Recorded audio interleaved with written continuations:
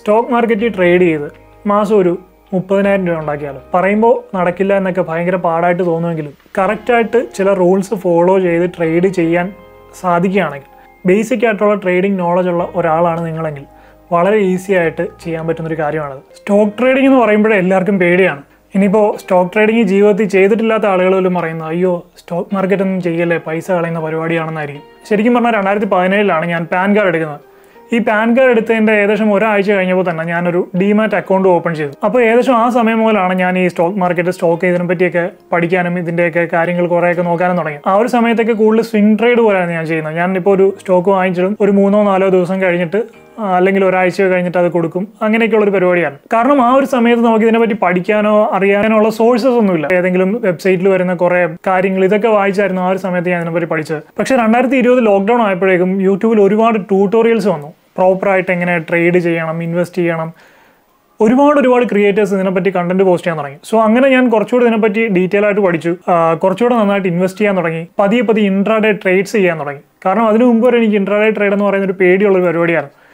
ഈ 2020 മുതൽ ഞാൻ പതിയെ ഇൻട്രാഡേ ട്രേഡ്സ് ഒക്കെ എടുത്തു തുടങ്ങി. ആദ്യമൊക്കെ സത്യം പറയാമല്ലോ നല്ല രീതിയിൽ കയ്യിൽ നിന്ന് പൈസ പോയ പരിപാടിയായിരുന്നു. അങ്ങനെ പതിയെ കുറച്ച് നാൾ ഈ പരിപാടി നിർത്തിവെക്കുകയും ചെയ്തു. അത്രത്തോളം നമുക്ക് പറ്റുന്നൊരു പരിപാടിയല്ലെന്ന് എനിക്ക് തോന്നി. കാരണം അത്രത്തോളം ഇമോഷണൽ ആയിട്ടുള്ള സ്ട്രെസ്, പിന്നെ അത് ഹാൻഡിൽ ചെയ്യാനുള്ള ബുദ്ധിമുട്ട്. ഒരു ദിവസം ഒരു 500 രൂപ കിട്ടിയാൽ പിറ്റേ ദിവസം ഒരു 1000 രൂപ പോകും. ഇതായിരുന്നു ആ ഒരു സമയത്തൊരു സ്ഥിതി എന്ന് പറയുന്നത്. അങ്ങനെ ഞാൻ പിന്നീട് കുറച്ച് നാൾ ഇൻട്രാഡേ ട്രേഡ് നിർത്തി വെച്ചു. വീണ്ടും ഞാൻ പണ്ട് ചെയ്തിരുന്ന പോലെ തന്നെ സ്വിംഗ് ട്രേഡ്സ് ഒക്കെ ചെയ്തുകൊണ്ടിരുന്നു. അത് കഴിഞ്ഞ് കുറച്ച് കഴിഞ്ഞപ്പോഴാണ് ഈ നോർത്ത് ഇന്ത്യൻ ക്രിയേറ്റേഴ്സ് ഒരുപാട് ട്രേഡേഴ്സ് ഉണ്ട്, അവരുടെയൊക്കെ വീഡിയോസ് ഞാൻ കാണാൻ തുടങ്ങിയത്. അപ്പോൾ അവരുടെ ഒരു മെയിൻ ടെക്നിക്ക് എന്ന് പറയുന്നത് അവിടെ ഏറ്റവും കൂടുതൽ സ്കാൽപ്പേഴ്സ് ആണ്. സ്കാൽപ്പിംഗ് എന്ന് പറഞ്ഞു കഴിഞ്ഞാൽ ചെറിയ ടൈമിനുള്ളിൽ ട്രേഡ് എടുക്കുക, ഒരു ചെറിയ പ്രോഫിറ്റ് എടുത്ത് എക്സിറ്റ് ചെയ്യുക. അതാണ് അവരുടെ ഒരു സ്ട്രാറ്റജി എന്ന് പറയുന്നത്. അപ്പോൾ അതിനെപ്പറ്റി കൂടുതൽ ഞാൻ നോക്കി. അത് കുറച്ച് നാൾ പേപ്പർ ട്രേഡൊക്കെ ചെയ്ത് കഴിഞ്ഞിട്ട് ഞാൻ റിയൽ ആയിട്ടൊരു ട്രേഡ് എടുക്കാൻ തീരുമാനിച്ചു. 50,000 രൂപ ക്യാപിറ്റലുണ്ട്. സ്കാൽപ്പിംഗ് ചെയ്യാമെന്ന് തീരുമാനിച്ചു. അങ്ങനെ ഞാൻ സ്കാൽപ്പിങ്ങിലേക്ക് ഇറങ്ങി. സത്യം പറഞ്ഞാൽ അന്ന് മുതലാണ് ഞാൻ ഇൻട്രാഡേ ട്രേഡ് ചെയ്ത് പ്രോഫിറ്റ് ഉണ്ടാക്കാൻ തുടങ്ങിയത്. അതിനു മുമ്പ് വരെ ഞാൻ ഈ പറഞ്ഞ പോലെ 500 രൂപ കിട്ടിക്കഴിഞ്ഞാൽ പിറ്റേ ദിവസം 1000 രൂപ പോകുന്ന അവസ്ഥയായിരുന്നു. പക്ഷേ ഈ സ്കാൽപ്പിംഗ് തുടങ്ങിയ പിന്നെയാണ് ശരിക്കും ഇൻട്രാഡേയിൽ എങ്ങനെ പ്രോഫിറ്റ് ഉണ്ടാക്കാം എന്ന് ഞാൻ മനസ്സിലാക്കിയത്. ഒരു 4 വർഷമായിട്ട് ഫോളോ ചെയ്ത് വരുന്ന സ്കാൽപ്പിംഗ് ടെക്നിക്കാണ് ഇന്ന് ഞാനിവിടെ നിങ്ങൾക്ക് പറഞ്ഞു തരാൻ പോകുന്നത്. അപ്പോൾ ഇത് ഒരിക്കലും ഒരു തിയററ്റിക്കൽ ആയിട്ടുള്ള മാത്രമുള്ള കാര്യമല്ല, 4 വർഷം കൊണ്ട് ഞാൻ അപ്ലൈ ചെയ്ത് വിജയിച്ച ഒരു ടെക്നിക്കാണ്. സോ ഇത് ചെയ്യാൻ കുറച്ച് കാര്യങ്ങളൊക്കെ ഉണ്ട്. മിനിമം നിങ്ങൾക്ക് വേണ്ട ഒരു ക്യാപിറ്റൽ എന്ന് പറയുന്നത് 50,000 റുപ്പീസാണ്, 50,000 രൂപയാണ്. പിന്നീട് നിങ്ങൾക്ക് വേണ്ട രണ്ടാമത്തെ കാര്യം എന്ന് പറയുന്നത് ട്രേഡിങ്ങിനെ കുറിച്ചുള്ള ബേസിക് നോളജ് ഉണ്ടായിരിക്കണം. ഒന്നും അറിയാത്ത ഒരാൾക്ക് തീർച്ചയായിട്ടും ഇതിനകത്ത് കയറി രക്ഷപ്പെടാൻ പറ്റില്ല. ട്രേഡിങ്ങിനെ കുറിച്ചുള്ള ഒരു ബേസിക് നോളജ് നിങ്ങൾ ആദ്യം ഉണ്ടാക്കിയെടുക്കുക. അങ്ങനെ ബേസിക് നോളജ് ഉള്ളവർ മാത്രം ഈ ഒരു സ്ട്രാറ്റജി പരീക്ഷിച്ച് നോക്കുക. മൂന്നാമത്തെ കാര്യം എന്ന് പറയുന്നത് നിങ്ങൾക്ക് നിങ്ങളുടെ മൈൻഡ് കൺട്രോൾ ചെയ്യാനുള്ള പവർ ഉണ്ടായിരിക്കണം. കാരണം നമ്മൾ ഒരു ചെറിയ എമൗണ്ട് ഓഫ് ടൈമിലേക്കാണ് ഈ ഒരു ട്രേഡിൽ കയറുന്നത്. എസ്പെഷ്യലി രാവിലെ ഒരു 9:15-നും 9:30-നും ഇടയിലുള്ള സമയത്താണ് ഞാൻ പൊതുവെ ട്രേഡ്സ് എടുക്കാറ്. ആ ഒരു സമയത്താണ് അത്യാവശ്യം നല്ല രീതിയിൽ നമുക്ക് മാർക്കറ്റിലൊരു മൂവ്മെന്റ് കിട്ടുന്നത്. ചില സമയത്തൊക്കെ ഞാൻ 9:15-ന് ട്രേഡിൽ കയറിയിട്ട് 9:18-ന് മുമ്പ് എക്സിറ്റ് ചെയ്ത് ഇറങ്ങിയിട്ടുണ്ട്. ഞാൻ ഉദ്ദേശിക്കുന്ന അത്രയും പ്രോഫിറ്റുമായിട്ട്. ഇപ്പോൾ ഒരു മാസത്തിൽ നമുക്ക് ഏകദേശം 22 ട്രേഡിംഗ് ഡേയ്സ് ആണുള്ളത്. മാക്സിമം 22 ട്രേഡിംഗ് ഡേയ്സ് ആണ് കിട്ടുന്നത്. ഇനി ഇടയ്ക്ക് വേറെ എന്തെങ്കിലും അവധിയൊക്കെ വന്നു കഴിഞ്ഞാൽ അത് ചിലപ്പോൾ 20-18 ഒക്കെ ആകാം. സോ ഈ ഒരു 22 ദിവസത്തിൽ ഞാൻ ഈ പറയുന്ന സ്ട്രാറ്റജി ഉപയോഗിച്ച് എനിക്ക് ഏകദേശം 18 ദിവസവും ലാഭം ഉണ്ടാക്കാൻ, അല്ലെങ്കിൽ പോട്ടെ ഒരു 15 ദിവസം ലാഭം ഉണ്ടാക്കാൻ സാധിച്ചിട്ടുണ്ട്. ബാക്കിയുള്ള ആ ഒരു ചെറിയ ചിലപ്പോൾ ഒരു 3-4 ദിവസം അല്ലെങ്കിൽ ചിലപ്പോൾ ഒരു 2 ദിവസമൊക്കെ ആയിരിക്കും നഷ്ടം ഉണ്ടാകുന്നത്. ഈ ഒരു സ്കാൽപ്പിങ്ങിന് ഞാൻ പറയുന്ന ഈ ഒരു സ്ട്രാറ്റജിയുടെ പ്രയോജനം എന്ന് പറഞ്ഞു കഴിഞ്ഞാൽ ഒരു ട്രേഡിൽ നിങ്ങൾക്ക് എത്ര രൂപ മാക്സിമം നഷ്ടം വരും എന്ന് നിങ്ങൾക്ക് നേരത്തെ അറിയാൻ സാധിക്കും. പക്ഷേ പ്രോഫിറ്റ് അൺലിമിറ്റഡ് ആയിരിക്കും. അതായത് ഞാനിപ്പോൾ ചെയ്യുന്ന ഒരു ട്രേഡ്, ഇപ്പോൾ ഇന്ന് ഞാൻ ചെയ്ത ഒരു ട്രേഡ് നിങ്ങളിവിടെ കാണിക്കാം. അതായത് രാവിലെ മാർക്കറ്റ് ഓപ്പൺ ചെയ്ത് കഴിഞ്ഞ് 1 മിനിറ്റ് കഴിഞ്ഞ് 9:16-ന് ടാറ്റ മോട്ടോഴ്സിൻ്റെ 300 ക്വാണ്ടിറ്റി ഷെയർസ് 938.60 എന്നുള്ള റേറ്റിനാണ് ഞാൻ വാങ്ങിച്ചത്. 2 മിനിറ്റ്, ഏകദേശം ഒരു 2 മിനിറ്റിന് ശേഷം 942.08 942.08 എന്നുള്ള റേറ്റിന് ഞാനത് വിറ്റു. ഈ ഒരു ട്രേഡിൽ നിന്ന് എനിക്കുണ്ടായ ടോട്ടൽ പ്രോഫിറ്റ് എന്ന് പറയുന്നത് ഏകദേശം 1050 രൂപയാണ്. 2 മിനിറ്റ് കൊണ്ടാണ് ഈ 1050 രൂപ എന്ന് ആലോചിക്കണം. 9:15-നാണ് മാർക്കറ്റ് ഓപ്പൺ ചെയ്യുന്നത്. 9:16-ന് ഞാൻ ട്രേഡിൽ കയറി, 9:18-ന് ഞാൻ ട്രേഡിൽ എക്സിറ്റ് ചെയ്തു. അപ്പോൾ എൻ്റെ ഒരു ദിവസത്തെ 2-3 മാക്സിമം 5 മിനിറ്റ് കൊണ്ടാണ് ഞാൻ ഈ കാര്യം ചെയ്യുന്നത്. സോ നമ്മുടെ ഒരു ജീവിതത്തിൽ 5 മിനിറ്റ് എന്ന് പറയുന്നത് നമ്മൾ ഒരു ദിവസം നിങ്ങൾ ഇൻസ്റ്റാഗ്രാമിൽ ഫീഡ് നോക്കി തന്നെ എത്ര സമയമാണ് കളയുന്നത്. 9:15 മുതൽ 9:20 വരെ അല്ലെങ്കിൽ 9:30 വരെയുള്ളൊരു 10-15 മിനിറ്റ് കൊണ്ട് ഡെയിലി ഒരു 1000 രൂപ 1500 രൂപ ഉണ്ടാക്കുക എന്ന് പറയുന്നത് നല്ലൊരു പാസീവ് ഇൻകം ആണ്. നിങ്ങളിപ്പോൾ കണ്ടുകൊണ്ടിരിക്കുന്ന വീഡിയോ ഞാൻ ജൂൺ 6-ന് ഷൂട്ട് ചെയ്തതാണ്, അതായത് ഇന്നലെ ഷൂട്ട് ചെയ്തതാണ്. അപ്പോൾ ഇത് ഇന്നത്തെ എൻ്റെ ട്രേഡാണ്. 7/6/2024. സമയം ഇപ്പം 2:20 ആയിട്ടുണ്ട്. അപ്പോൾ നിങ്ങൾക്ക് കാണാം ഇന്നത്തെ എൻ്റെ പ്രോഫിറ്റാണ് 1053 രൂപ. ഞാനിവിടെ റീഫ്രഷ് ചെയ്ത് കാണിക്കാം. 1053 രൂപ. അപ്പം ഞാൻ പറഞ്ഞല്ലോ ഓൾമോസ്റ്റ് എല്ലാ ദിവസങ്ങളിലും ഈ ഒരു 1050 അല്ലെങ്കിൽ 1100 ആ റേഞ്ച് എത്തുമ്പോൾ ഞാൻ പിന്നെ അന്നത്തെ ദിവസം ട്രേഡ് ചെയ്യാറില്ല. എൻ്റെ അഭിപ്രായത്തിൽ ഞാൻ പറഞ്ഞിട്ട് ഒരിക്കലും പൈസ ഉണ്ടാക്കുക എന്നുള്ളൊരു ആർത്തിയോട് കൂടി നമ്മളൊരു ട്രേഡ് ചെയ്യരുത്. കാരണം അങ്ങനെ ചെയ്ത് കഴിഞ്ഞാൽ എപ്പോഴും നഷ്ടം മാത്രമേ നമുക്ക് ഉണ്ടാവുള്ളൂ. കാരണം ആദ്യമൊക്കെ ഞാൻ ചെയ്ത് നോക്കിയ പൈസ ഉണ്ടാക്കണം എന്നുള്ളൊരു ആ ഒരു ഗ്രീഡി ആയിട്ട് ട്രേഡ് ചെയ്തിട്ടാണ് എനിക്ക് ആദ്യം നഷ്ടം ഉണ്ടായിട്ടുള്ളത്. പിന്നെ അത് കഴിഞ്ഞ് ഇതിനെപ്പറ്റി പഠിച്ചു കഴിഞ്ഞപ്പോൾ എനിക്കിതൊരു ഗെയിം പോലായി. ഈ ഒരു ട്രേഡ് ചെയ്യുന്ന എനിക്കൊരു എൻ്റർടൈൻമെൻറ്റ് പോലായി. എന്ന് ഞാൻ അങ്ങനെ ട്രേഡ് ചെയ്ത് തുടങ്ങിയോ അന്ന് മുതൽ എനിക്ക് ലാഭം മാത്രമാണ് ഉണ്ടായിട്ടുള്ളത്. സോ നമ്മുടെ ഇമോഷൻസിന് വളരെയേറെ ഒരു റോളുള്ള കാര്യമാണ് ട്രേഡിംഗ് എന്ന് പറയുന്നത്. ഈ ഒരു ട്രേഡ് മാത്രമേ ഇന്നത്തെ ദിവസം ഞാൻ എടുത്തിട്ടുള്ളൂ. എൻ്റെ ഒരു കാര്യം എങ്ങനെയാണെന്ന് വെച്ച് കഴിഞ്ഞാൽ ഒറ്റ ട്രേഡിൽ തന്നെ 1000 രൂപയ്ക്ക് മുകളിൽ ലാഭം കിട്ടുവാണെങ്കിൽ പിന്നെ ഞാൻ എന്താ ദിവസം വേറെ ട്രേഡ് ചെയ്യില്ല. ഇനി 1000 രൂപയ്ക്ക് താഴെയാണ് ലാഭം കിട്ടുന്നതെങ്കിൽ ചിലപ്പോൾ ഞാനൊരു 3 ട്രേഡ്, മാക്സിമം 3 ട്രേഡ് വരെ ഞാൻ എടുക്കും. അതിൽ കൂടുതൽ ഞാൻ എടുക്കില്ല. കാരണം ഈ ഒരു ട്രേഡിൽ എനിക്ക് പോകുന്ന ബ്രോക്കറേജ് എന്ന് പറയുന്നത് ഏകദേശം ഒരു 150-160 രൂപ ഇതിൽ നിന്ന് ബ്രോക്കറേജ് പോകും. അപ്പോൾ നിങ്ങളൊരു ദിവസം ഒരു 3 ട്രേഡ് എടുക്കുകയാണെങ്കിൽ ഏകദേശം ബ്രോക്കറേജ് മാത്രം നിങ്ങൾക്കൊരു 500 രൂപയ്ക്ക് അടുത്ത് നഷ്ടം വരും. ചിലപ്പോൾ നിങ്ങൾക്ക് കിട്ടുന്ന പ്രോഫിറ്റ് ഒരു 600 രൂപയായിരിക്കും. അതിൽ നിന്ന് ഈ ബ്രോക്കറേജ് 500 രൂപ പോയി കഴിഞ്ഞാൽ പിന്നെ 100 രൂപയായിരിക്കും നിങ്ങൾക്ക് കിട്ടുന്നത്. ചിലപ്പോൾ നിങ്ങളുടെ P&L പ്രോഫിറ്റ് കാണിക്കും, 500-1000 ഒക്കെ പ്രോഫിറ്റ് കാണിക്കും. നിങ്ങൾ 5-6 ട്രേഡ് എടുത്ത് കഴിയുമ്പോൾ അന്നത്തെ ദിവസം ചിലപ്പോൾ നിങ്ങൾക്ക് 200 രൂപ 300 രൂപ ലോസിലായിരിക്കും നിങ്ങൾ എക്സിറ്റ് ചെയ്യുന്നത്. ഒരു 3 ട്രേഡിൽ കൂടുതൽ എടുക്കാതിരിക്കുക. ഞാൻ പേഴ്സണലി ഫോളോ ചെയ്യുന്ന റോളാണ് ഒരു ദിവസം ഒരു 3 ട്രേഡിൽ കൂടുതൽ എടുക്കാതിരിക്കുക. ഫസ്റ്റ് ട്രേഡിൽ തന്നെ 1000 രൂപയ്ക്ക് മുകളിൽ കിട്ടുകയാണെങ്കിൽ, അത് ഓൾമോസ്റ്റ് എല്ലാ ദിവസവും അങ്ങനെ കിട്ടാറുണ്ട്, ആ ഒരു ട്രേഡ് കൊണ്ട് ഞാൻ അന്നത്തെ ട്രേഡിങ് അവസാനിപ്പിക്കും. പിന്നെ മാർക്കറ്റൊക്കെ നല്ല ഫോമിലുള്ള ഒറ്റ ട്രേഡിൽ തന്നെ 20,000 രൂപ വരെ പ്രോഫിറ്റ് കിട്ടിയ ദിവസങ്ങളുണ്ട്. അതായത് ഈ ഗ്രീൻ ക്യാൻഡിൽ ഇങ്ങനെ കയറിക്കൊണ്ടേയിരിക്കും. ഇപ്പോൾ അതിനൊരു എക്സാമ്പിൾ പറയുകയാണെങ്കിൽ നമ്മുടെ ഇലക്ഷൻ റിസൾട്ട്സ് വന്ന ദിവസം ജൂൺ 4-ാം തീയതി NDAക്ക് ആളുകൾ പ്രതീക്ഷിച്ച പോലെയുള്ളൊരു റിസൾട്ട് ആയിരുന്നില്ല തുടക്കത്തിൽ കണ്ടത്. നല്ലൊരു ഭൂരിപക്ഷം സീറ്റുകളുടെ കാര്യത്തിലൊക്കെ പ്രതീക്ഷിച്ചിരുന്നു. പക്ഷേ കോൺഗ്രസ് ഒരു ടഫ് കോമ്പറ്റീഷനാണ് NDAക്ക് ആ റിസൾട്ടിൻ്റെ ദിവസം കൊടുത്തത്. സോ അതുകൊണ്ട് തന്നെ നല്ല രീതിയിൽ അത് സ്റ്റോക്ക് മാർക്കറ്റിനെ ഇമ്പാക്റ്റ് ചെയ്തു. നിഫ്റ്റി ആയാലും ബാങ്ക് നിഫ്റ്റി ആയാലും നല്ല രീതിയിൽ താഴേക്ക് വന്നു.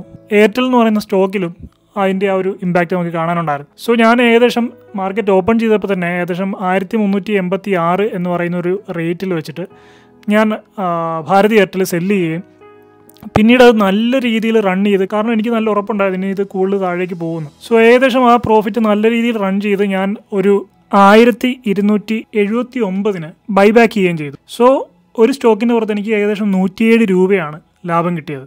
200 ക്വാണ്ടിറ്റി ആയിരുന്നു ഞാൻ സെല്ല് ചെയ്തിരുന്നത്. സോ ആ ഒരൊറ്റ ട്രേഡിൽ നിന്ന് എനിക്ക് കിട്ടിയ ലാഭം എന്ന് പറയുന്നത് 21,400 രൂപയായിരുന്നു.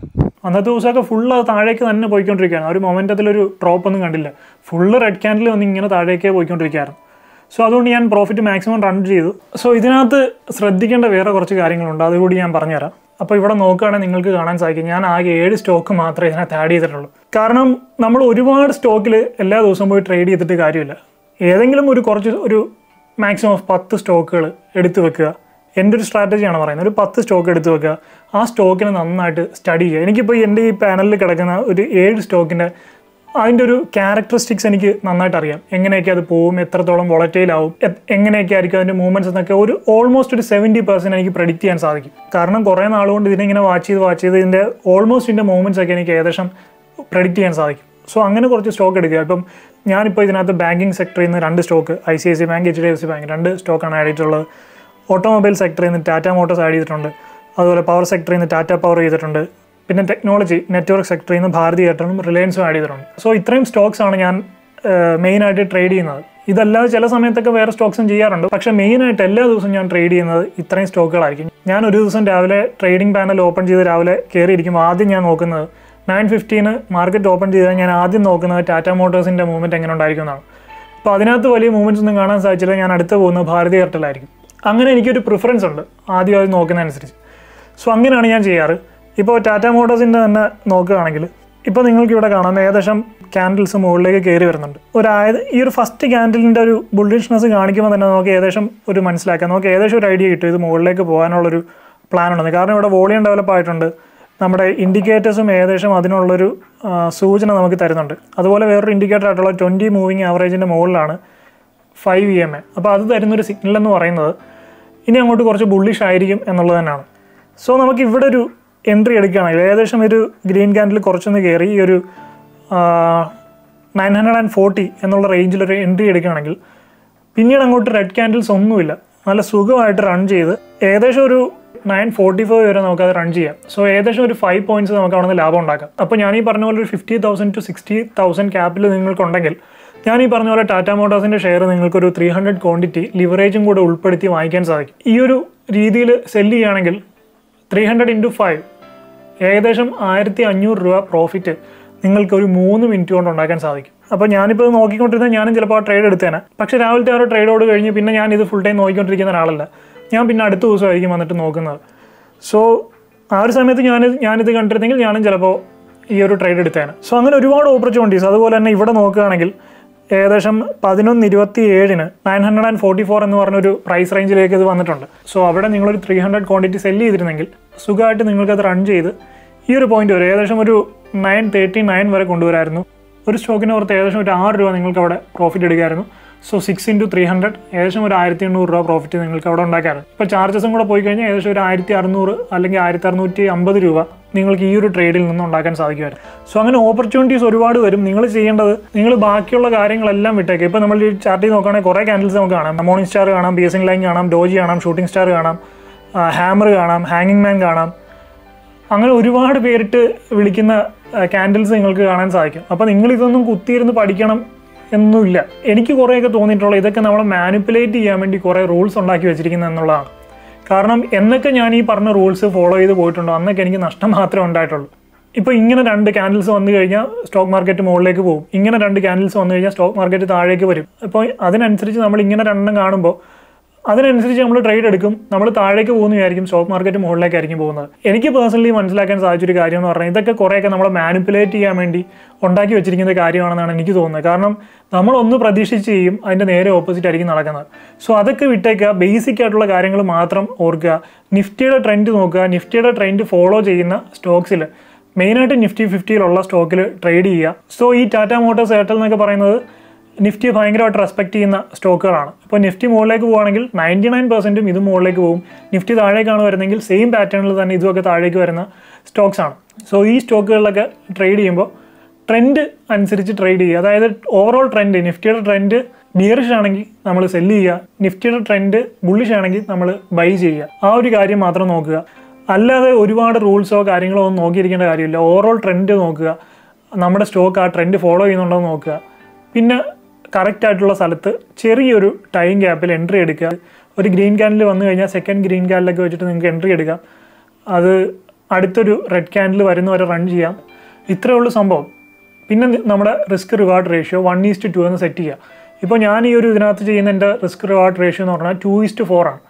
അതായത് ലോസ് സംഭവിച്ചു കഴിഞ്ഞാൽ 2 പോയിന്റ് ലോസ്, ലാഭമാണെങ്കിൽ 4 പോയിന്റ് അല്ലെങ്കിൽ അതിൽ കൂടുതൽ. ഇപ്പോൾ 4ന് മുകളിലേക്ക് പോവുകയാണെങ്കിൽ ഞാൻ റൺ ചെയ്യാറുള്ളത്.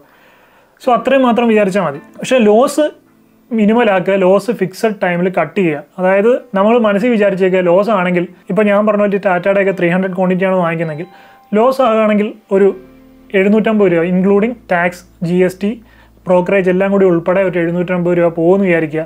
ഇനി കിട്ടുകയാണെങ്കിൽ ഏകദേശം ഒരു 1200 രൂപ കിട്ടും എന്ന് വിചാരിക്കുക. സോ അത്രേ ഉള്ളൂ. അപ്പം 1:2 നമ്മളിപ്പോൾ ഒരു കോയിൻ ഫ്ലിപ്പ് ചെയ്ത് കഴിഞ്ഞാൽ അതിൻ്റെ ഹെഡ് വീഴാനും ടെയിൽ വീഴാനും 50-50 ആണ് ചാൻസ്. അതുപോലെ തന്നെ ഇനി ഒന്നും അറിയാത്തൊരാൾ ഒരു സ്റ്റോക്കിൽ ഇവിടെ കയറി എൻട്രി എടുത്താൽ പോലും അത് മുകളിലേക്ക് പോകാനും താഴേക്ക് പോകാനും 50-50 ചാൻസ് ഉണ്ടെന്ന് നമുക്ക് വേണമെങ്കിൽ പറയാം.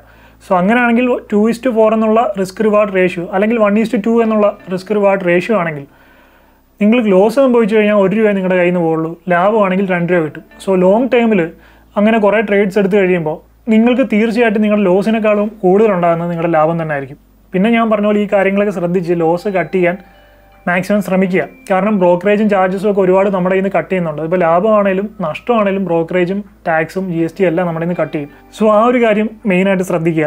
സ്റ്റോപ്പ് ലോസ് എന്ന് പറയുന്നൊരു കാര്യം വളരെ ഇമ്പോർട്ടൻ്റ് ആയിട്ടുള്ളൊരു കാര്യമാണ്. ഇപ്പോൾ അതിനാണ് ഇമോഷണൽ കൺട്രോളിൻ്റെ കാര്യം ഞാൻ പറഞ്ഞത്. നമ്മൾ വിചാരിച്ചതിനേക്കാളും സ്റ്റോക്ക് ഇച്ചിരി താഴേക്കാണ് പോകുന്നതെങ്കിൽ അയ്യോ 400 രൂപ പോയല്ലോ എന്ന് നമ്മൾ വിചാരിച്ചിരിക്കുമ്പോഴായിരിക്കും അത് 700 എത്തുന്നത്. സോ നമ്മൾ വിചാരിച്ചിരിക്കുന്ന മാക്സിമം എനിക്കൊരു ട്രേഡിൽ 400 രൂപ നഷ്ടപ്പെടാൻ പാടുള്ളൂ എന്നാണ് വിചാരിച്ചിരിക്കുന്നതെങ്കിൽ ആ 400 രൂപ പോയി എന്ന് വിചാരിച്ച് അവിടെ കൊണ്ട് എക്സിറ്റ് ചെയ്തേക്കുക. വലിയൊരു നഷ്ടം ഉണ്ടാകുന്നതെന്ന് അത് നിങ്ങളെ രക്ഷിക്കും. അതേസമയം നിങ്ങൾക്ക് പ്രോഫിറ്റ്, നിങ്ങളൊരു 800 രൂപയാണ് പ്രോഫിറ്റ് വിചാരിച്ചത്, പക്ഷേ ക്യാൻഡിൽ പെട്ടെന്ന് കയറി 1000 രൂപയിലേക്ക് എത്തി. അപ്പോൾ കുറച്ച് വേണമെങ്കിൽ ഒന്ന് വെയിറ്റ് ചെയ്യുക. സ്റ്റോപ്പ് ലോസിനെ നിങ്ങൾക്ക് ട്രെയിൽ ചെയ്യാം. സ്റ്റോപ്പ് ലോസിനെ നിങ്ങൾക്ക് കുറച്ചുകൂടെ മുകളിലേക്ക് കയറ്റി വെക്കാം. അതായത് 938 നിങ്ങളുടെ സ്റ്റോപ്പ് ലോസ് വെച്ചിരുന്നെങ്കിൽ അതിനൊരു 942 വെക്കാം. അപ്പോൾ ഇത് കുറച്ചുകൂടെ മുകളിലേക്ക് ഈ പ്രോഫിറ്റ് കയറി ചിലപ്പോൾ ഒരു 952 954 വരെയൊക്കെ ഈ ഒരു ബുള്ളിഷായിട്ട് പോവുകയാണെങ്കിൽ അവിടെ റൺ ചെയ്യുക.